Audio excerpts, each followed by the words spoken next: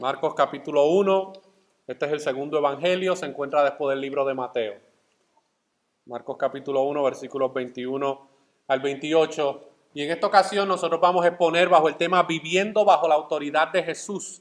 Viviendo bajo la autoridad de Jesús, ahí en Marcos capítulo 1, versículos 21 al 28. Y yo quiero que le demos lectura y ahí pues oramos, ¿verdad?, para presentar nuestras vidas. Siempre recuerde que en el ejercicio de una predicación es importante dos cosas.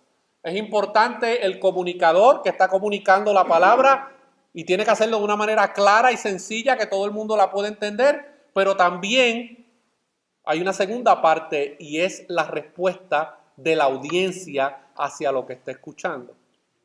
Porque el predicador puede prepararse y transmitir un mensaje fiel a lo que dice el texto, pero depende del que está sentado del otro lado, que preste atención a lo que Dios está comunicando por medio de su palabra. Amén. Esto no es un discurso político, donde los discursos políticos, el político habla y le importa muy poco si la gente le está prestando atención o no.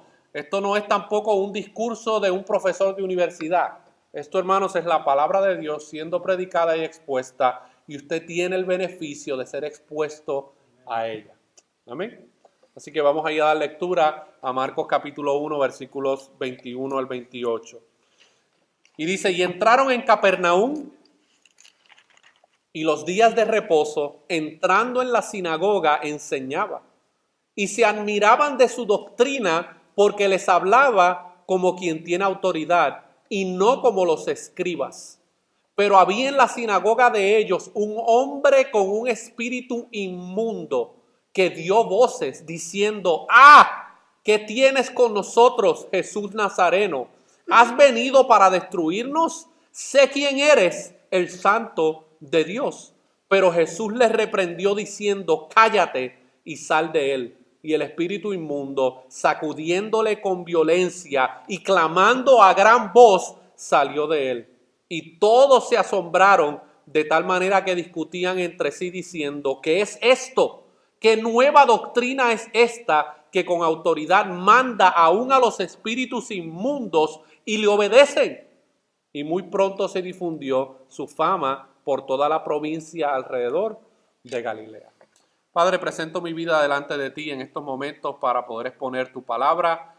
Tú conoces, Señor, la gran necesidad que yo tengo de ti para poder ser un siervo útil en tus manos, para poder comunicar tu palabra en esta tarde, Señor. Y te presento también la condición, la necesidad de cada uno de los que están aquí presentes, Señor, que han venido, han sacado de un tiempo en este día para venir a escuchar tu palabra, Señor. Yo te pido que tú honres tu palabra en esta tarde y que tu Espíritu Santo pueda traer convicción de pecado, de justicia y de juicio donde sea necesaria, y que tú edifiques a tu pueblo y tú salves a aquellos que necesitan salvación. Por esto te lo pedimos en el nombre de Jesús. Amén y amén. Si Jesús era el Mesías profetizado y es el Hijo de Dios confirmado de forma visible por medio del bautismo en aguas y obtuvo la victoria sobre la tentación en el desierto, que son las 3 exposiciones que hemos hecho en las últimas semanas, hay una pregunta que nosotros debemos hacernos.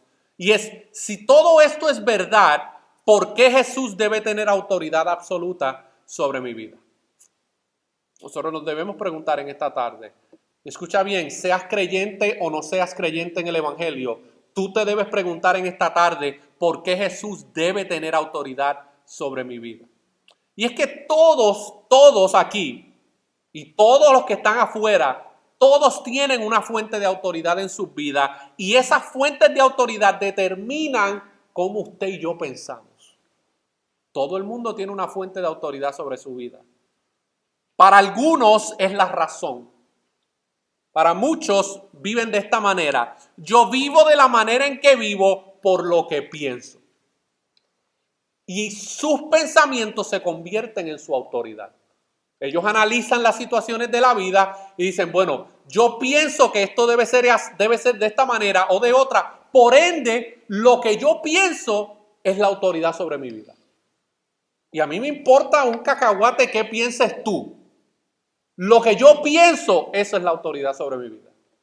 Otros basan su autoridad en la experiencia, lo que sienten. Y viven de la siguiente manera: yo vivo de la manera en que vivo por lo que experimento y siento. O sea que la vida se convierte en todo un aspecto de cómo yo puedo sentir cosas, y a raíz de eso entonces yo determino, esa es la autoridad sobre mi vida. Si tal cosa a mí me produce placer y yo estoy de acuerdo con estos sentimientos que estoy experimentando, entonces eso es autoridad sobre mi vida. Por eso la gente se da a la fornicación, se da a la inmoralidad sexual, porque como viven su vida con lo que sienten, y lo que sienten aparentemente es placentero, pues entonces eso es autoridad sobre sus vidas. Otros viven por la tradición, y la autoridad sobre sus vidas es la tradición. Muchos de ustedes vienen de contextos donde lo que importa es la tradición. ¿Qué importa que sea verdad o no? Lo que importa es la tradición. Y viven de la siguiente manera: yo vivo de la manera en que vivo porque siempre hemos hecho estas cosas de esta manera. Y son como unas gringolas que se ponen. Usted sabe que a los caballos se le ponen unas gringolas para que no puedan ver hacia los lados. Bueno, la tradición, no importa cuál sea religiosa o cultural, se convierte en una autoridad sobre las personas. Y las personas piensan y razonan de acuerdo a la tradición. No, es que esto fue lo que mi abuelita y mi papá y mi tío y mi tía me enseñaron. ¿Qué importa? Si no viene de la autoridad de la palabra Señor, debe ser destruido de nuestras vidas. Y aún hay muchas personas dentro de comunidades de fe que estas son las fuentes de autoridad: lo que piensan, lo que sienten o la tradición. Finalmente, para algunos su fuente de autoridad es la revelación bíblica. Yo vivo de la manera en que vivo porque Dios ha revelado en su palabra cómo debo vivir y cómo debo pensar. Todos nosotros en un momento dado nos encontrábamos en las otras tres categorías. Pero si tú y yo ahora estamos en Cristo, se supone que nuestra fuente de autoridad sea lo que Él ha revelado en su palabra.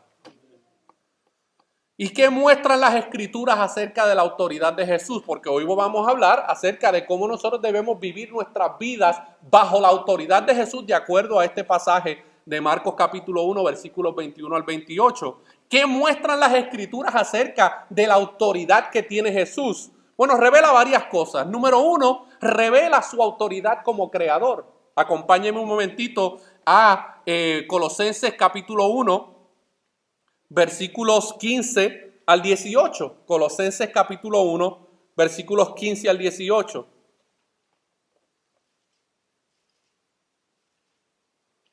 Colosenses capítulo 1, versículos 15 al 18. Aquí nosotros vemos a la autoridad de Jesús como creador de todas las cosas.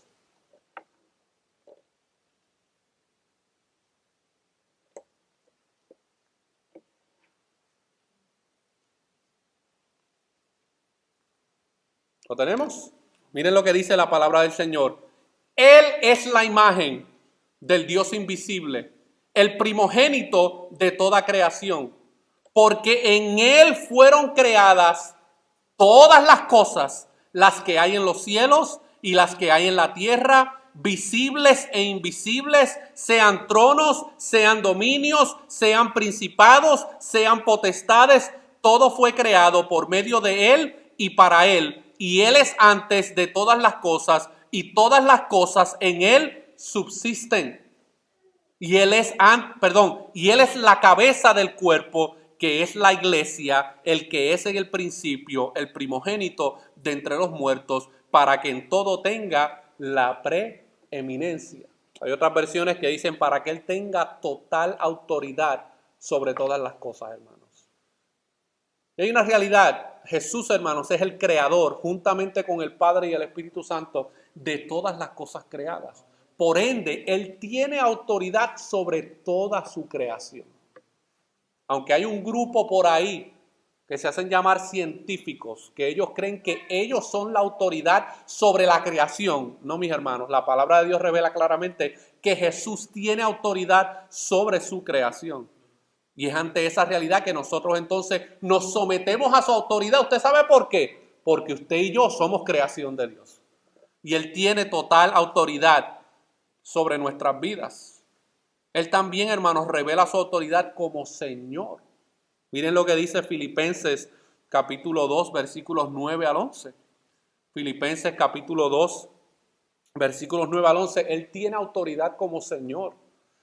Así el mundo no lo quiera reconocer como Señor, Él sigue teniendo autoridad como Señor.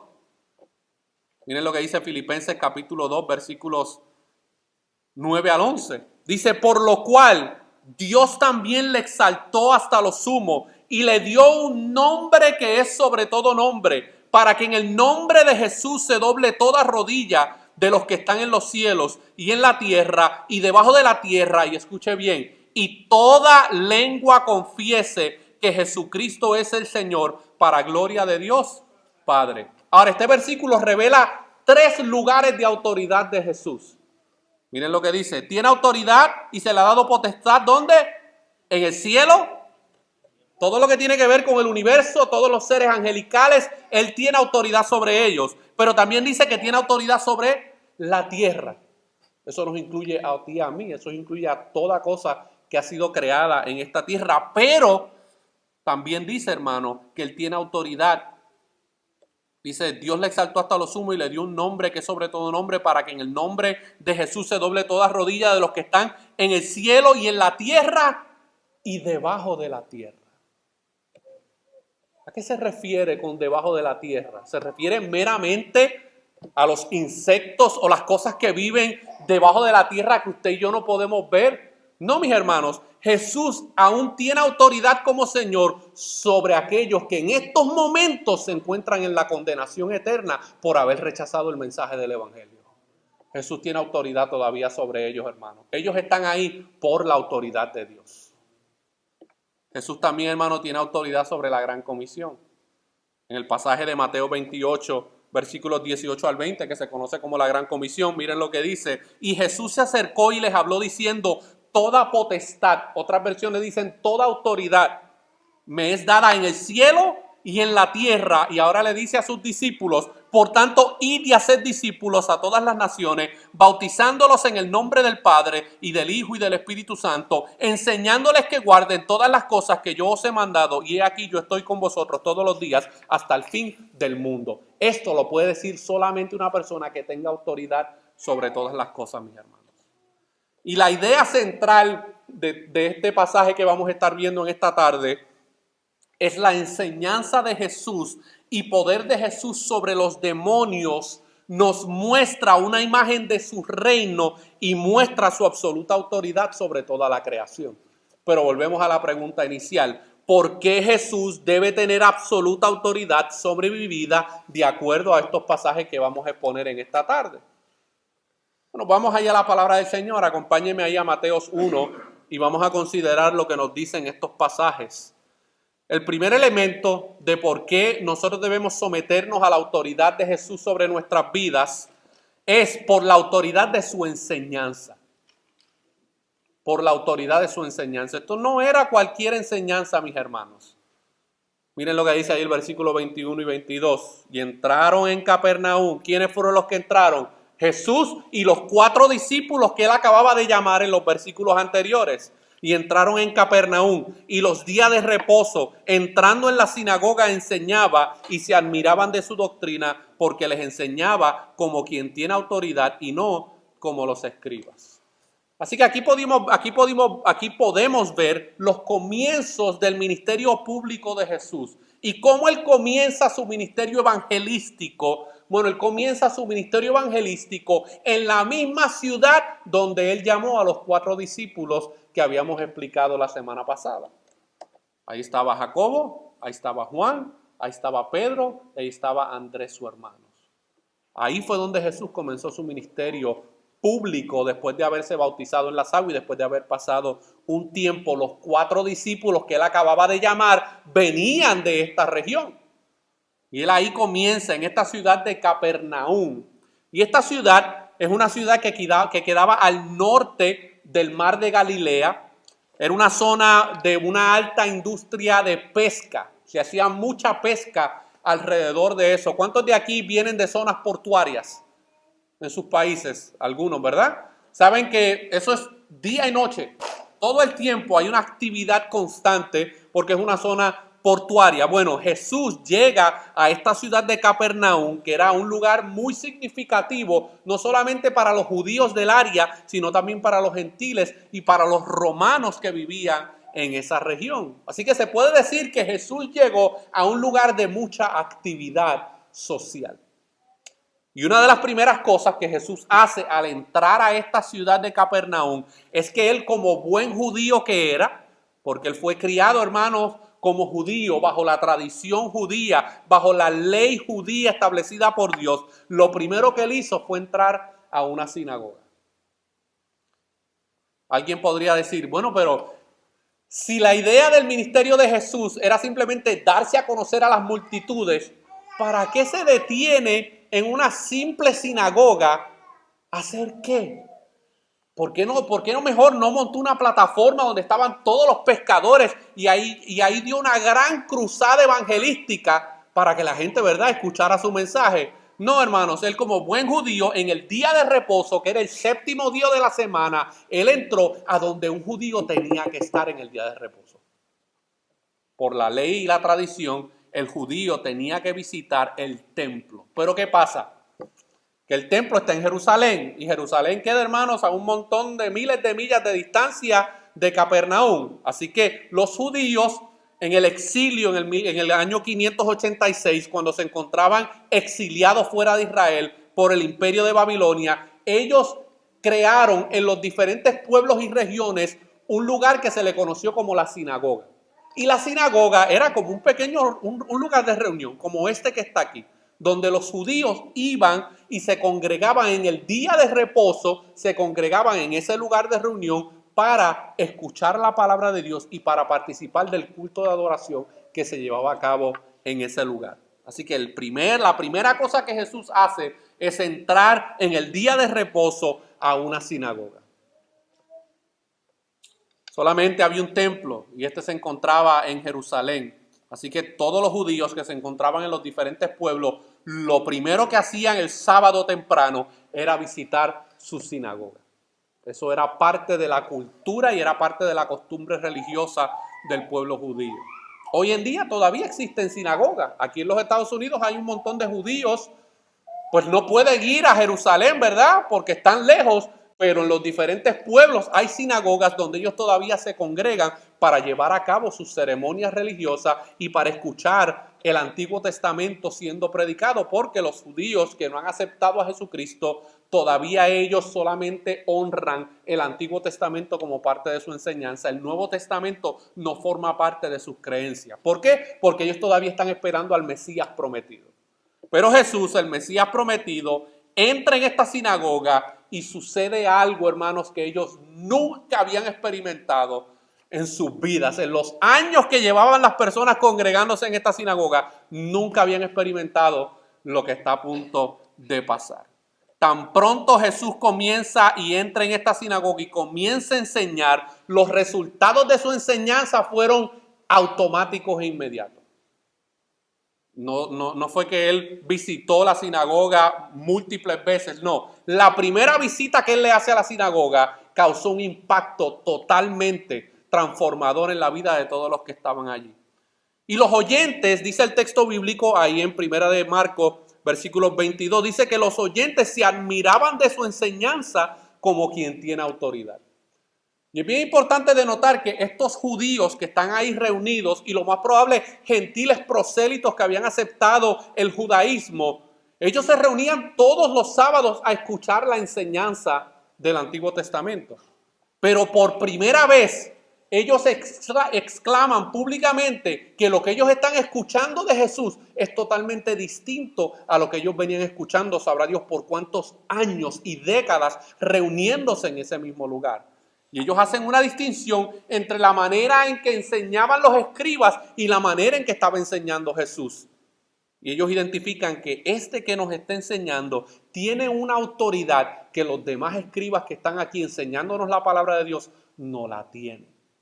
¿Y por qué estos por qué estos judíos se admiraban de la enseñanza de Jesús? Bueno, a la luz de todos los evangelios, nosotros podemos ver varias características entre la enseñanza de Jesús y la enseñanza de los líderes religiosos de Israel.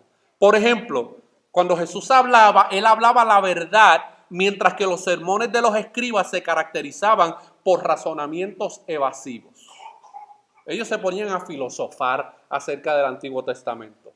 Pero sin embargo, hermano, lo que Jesús decía era la verdad acerca del Antiguo Testamento. No era simplemente filosofías e ideas de su propia mente. Él confirmaba la verdad que se había profetizado y se había revelado en el Antiguo Testamento. Él enseñó cosas de tremendo significado, asuntos acerca de la vida, la muerte y la eternidad.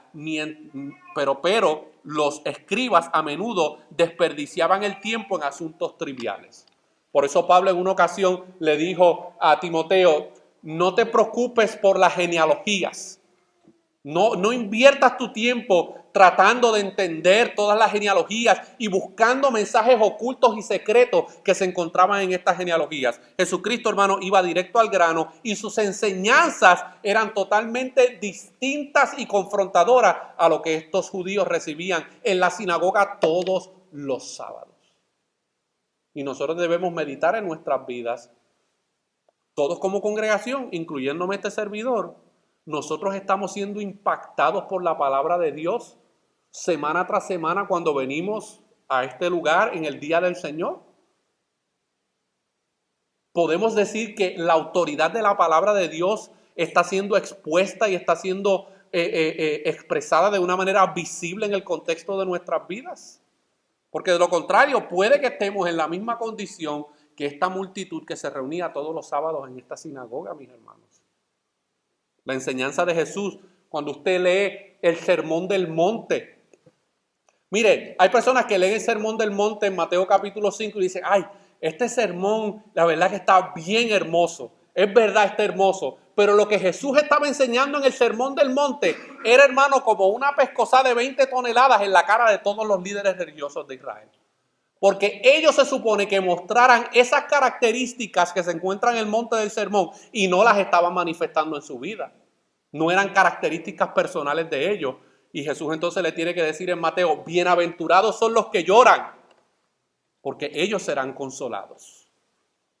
Y si usted lee todo el sermón del monte, hermano, suena bonito, es muy importante, pero ese sermón, hermano, era un sermón lleno de autoridad y era totalmente confrontador a la cultura en la que se encontraba Jesús en esos momentos.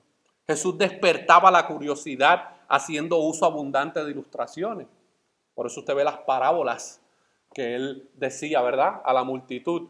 Y la gente se maravillaba y algunos no entendían, hasta sus propios discípulos a veces no entendían qué era lo que él estaba diciendo. Pero él enseñaba con un sinnúmero de abundantes ilustraciones, mientras que los escribas casi siempre sus enseñanzas eran áridas y aburridas. Él hablaba mostrando amor hacia la gente como aquel que se preocupaba del destino eterno de sus oyentes y les guiaba hacia el Padre y su amor. Los escribas hacían todo lo contrario. Por eso cuando usted lee el profeta Jeremías y el profeta Ezequiel, Dios le hace una acusación muy fuerte a aquellos que se supone que estén alimentando y guiando a su pueblo. Y los confronta porque el trabajo principal de los líderes religiosos de Israel y de los escribas y de los rabís que se encontraban en la sinagoga era ayudar al pueblo y dirigirlos hacia Dios. Sin embargo, no estaban logrando eso. Estaban dirigiendo la atención del pueblo hacia las tradiciones, hacia las cosas que no podían proveer vida espiritual y especialmente para que ellos se sometieran a la autoridad de ellos como rabí y como escriba en vez de someterse a la autoridad de Dios. Y finalmente, y esto yo creo que es lo más importante que se dice específicamente acerca de la enseñanza de Jesús en comparación con la enseñanza de los escribas, es que él hablaba con autoridad, porque su mensaje venía directamente del corazón y la mente del Padre. Miren lo que dice Juan capítulo 8, versículo 26. El Evangelio según San Juan, capítulo 8, versículo 26. Aquí está Cristo hablando a una multitud, entre ellos estaban los escribas y los fariseos. Miren, los escribas y los fariseos eran como las pulgas que tratan siempre de pegársele. Eran un problema, mis hermanos, pero aunque aborrecían a Jesús, siempre estaban pendientes de lo que él decía. Y eso a veces pasa con los predicadores. Muchas cosas, dice el versículo 26, muchas cosas tengo que decir y juzgar de vosotros, pero el que me envió es verdadero y yo lo que he oído de él, esto hablo al mundo. Esa era la diferencia entre la autoridad de los escribas y la autoridad de Jesús. Lo que Jesús se les estaba diciendo venía directamente del Padre. Sin embargo, lo que los escribas le estaban enseñando al pueblo venía de sus tradiciones, de sus razonamientos, de sus inventos, porque Dios había dado una ley, pero ellos se encargaron de crear 633 mandamientos adicionales que no estaban en la Escritura. Y le imponían cargas al pueblo que ni ellos mismos podían llevar, mis hermanos. Jesús no era un simple expositor del texto. Los escribas, su labor principal era exponer el texto. Pero Jesús no era simplemente un expositor del texto. Él era la autoridad del texto. Él hacía hablar a su propio texto y le daba calor a su propia palabra porque él era el autor de ella. Todo lo que los escribas hacían, hermanos, era leer y tratar de enseñar lo que Dios había revelado en el Antiguo Testamento. Sin embargo, Jesús llega como el autor de toda la revelación del Antiguo Testamento. Y ahí, hermanos, surge el choque entre los escribas y Jesús. Surge el choque, y ese choque lo vemos a la luz de todos los evangelios, Mateo, Marcos, Lucas, Juan. Vemos la confrontación constante que Jesús tuvo contra los escribas. Miren, Jesús no chocaba con la multitud todo el tiempo. Sus enfrentamientos siempre fueron contra los líderes religiosos de Israel. Se acostumbraron a una manera de pensar, se acostumbraron a unas tradiciones y no había quien los sacara de ahí. Cualquier persona que viniera predicando lo contrario, bueno, ya ustedes saben cómo terminó la historia. Terminaron crucificándolo porque aborrecían la verdad, pero amaban su tradición. Y yo quiero que veamos algunas de las afirmaciones que Jesús dijo que causaron que en ocasiones la gente se rasgara sus vestidos. Por ejemplo, en Juan 3:3 dice, nadie puede entrar al reino de los cielos si no nace de nuevo. ¿Con quién Jesús está hablando aquí? Con un maestro de la ley, con Nicodemo. Y aunque Nicodemo no se rasgó los vestidos, pero si usted lee Juan capítulo 3 le dicen, ¿cómo? ¿Nacer de nuevo? Pero ¿y cómo yo me voy a meter de nuevo en el vientre de mi mamá? Eso es imposible, yo estoy grande. Un maestro de la ley, un conocedor del Antiguo Testamento, está ciego ante la verdad. Y lo triste es que él creía que él tenía acceso y que iba a tener acceso garantizado al reino de Dios, el cual ellos estaban esperando como judíos. Y sin embargo, Jesús les dice, nadie puede entrar en el reino de los cielos si no nace de nuevo. Desarmó por completo a Nicodemo. En otras palabras, le está diciendo, no te vistas que no vas. Con todo tu andamiaje religioso y con todas tus ceremonias y tus tradiciones, si no naces de nuevo, Nicodemo, no vas a ver y no puedes entrar al reino de los cielos. Y el nuevo nacimiento, hermano, es una de las doctrinas fundamentales de la fe cristiana. La persona que no experimenta un nuevo nacimiento en su vida no es creyente, mis hermanos. Otra afirmación que Jesús dijo, y esta afirmación hoy en día sigue creando controversia. Miren lo que dice en Juan 6:6. Yo soy el camino y la verdad y la vida. Nadie viene al Padre sino por mí. Para nosotros a lo mejor, porque ya somos creyentes, se nos es fácil entender esto. Pero dile esto a las personas que practican falsas religiones y que adoran a falsos dioses y que adoran a dioses que están muertos colgados en un pedazo de madera. Diles a ellos que Jesucristo es el único camino, que Él es la única verdad y que Él es la vida y que nadie viene al Padre si no es a través de Él. Di eso hoy en día. Ve a CNN y di públicamente que solamente hay un camino hacia el Padre y es a través de Jesucristo para que tú veas lo que te va a pasar. Todos los medios noticieros liberales de este país te van a caer arriba. O porque es que no estás respetando la religiosidad de las personas, se van a ir al infierno, mis hermanos. Y nosotros como creyentes o creemos eso o no lo creemos. Y si usted a lo mejor no tiene las agallas para decirlo, deje que otros lo digan y no se meta en el medio. Jesús en otra ocasión también confrontó a una multitud que lo seguía y dice en Juan 6:51, yo soy el pan vivo que desciende del cielo. y si alguno comiere de este pan vivirá para siempre, y el pan que yo daré es mi carne, la cual yo daré por la vida del mundo. Una multitud judía siguiendo a Jesús dice, yo soy el pan verdadero que vino del cielo. Automáticamente en la mente de un judío, ¿quién se cree este? Porque nuestros padres recibieron el maná del cielo. Y este está diciendo que Él es el pan verdadero y que tienen que comer de Él para poder tener la vida eterna. Esto eran afirmaciones, hermanos, revolucionarias en su época. Pero esta era la autoridad de Jesús. Esta era la autoridad que Él tenía sobre sus afirmaciones. Él no necesitaba el consentimiento de sus discípulos para decir estas cosas. Él no tenía una reunión con sus discípulos y decían, bueno, yo voy a decir tantas expresiones que ustedes creen. ¿Cómo ustedes creen que las va a recibir la multitud? No, Él decía lo que Él tenía que decir, hermano, porque era la verdad. En Juan 10:18 dice, nadie me quita la vida, sino que yo de mí mismo la pongo. Tengo poder para ponerla y tengo poder para volverla a tomar. Hay que estar bien seguros y tener la cierta autoridad para poder hacer una expresión como esa. Él está diciendo, a mí ninguno de ustedes me puede quitar la vida. Ustedes están tratando de quitarme la vida. Yo quiero dejarles saber que yo estoy poniendo mi vida. No es que ustedes me la están quitando. Ustedes son unos instrumentos que Dios va a utilizar para quitarme la vida. Pero soy yo el que le estoy poniendo. Y no solamente le estoy poniendo, sino que también tengo poder para ponerla y tengo el poder para volverla a tomar. Aquí está él haciendo una declaración acerca de su resurrección que se manifestaría en un momento dado, mis hermanos.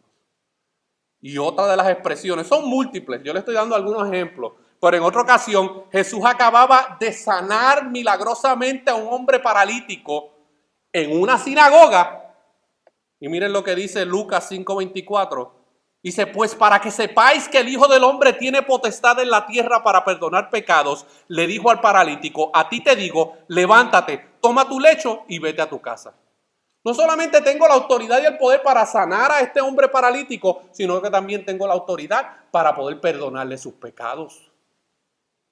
Si usted lee el texto completo, usted va a ver, hermano, que lo sacaron a palo y a golpe de este lugar. Porque un judío decía, no, pero es que Dios es el único que tiene el poder para perdonar pecados. Y ahora este está diciendo que Él tiene autoridad para perdonar pecados. Jesús nunca trató de explicarle a los judíos su deidad. Él simplemente la afirmó en todo momento, mis hermanos.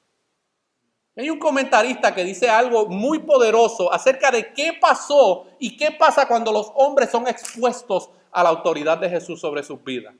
Y dice este comentarista que es de apellido Den, y él dice lo siguiente, escuche. Cuando Jesús anunció el evangelio, hizo que la gente se encontrara de golpe en presencia de Dios mismo.